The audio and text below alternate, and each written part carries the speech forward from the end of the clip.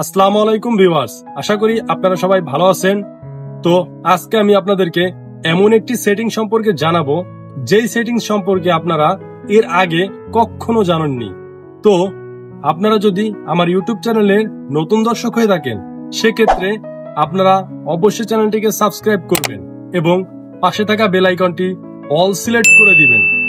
আপনাদের যদি ভিডিওটি ভালো লাগে তাহলে অবশ্যই ভিডিওতে একটি লাইক করে চ্যানেলের পাশে থাকবেন। তো কথা না বাড়িয়ে এখন আমি ভিডিওর মূল টপিকে চলে যাই। Let's go. তো বন্ধুরা, এখন আমি আপনাদেরকে দেখাবো কিভাবে আপনারা আপনাদের ইউটিউব চ্যানেলের কভার ফটো সেট করবেন। তো অনেকেই কিন্তু জানেন না, তো যারা জানেন না শুধুমাত্র তাদের জন্য আজকের এই ভিডিওটি। তো তার জন্য আপনাকে সরাসরি আপনার ফোনের ক্রোম ব্রাউজারে চলে যেতে হবে, দেন এখানে সার্চ করে দিতে হবে ইউটিউব লিখে সার্চ করে দেওয়ার পরে আপনারা ইউটিউবে প্রবেশ করবেন।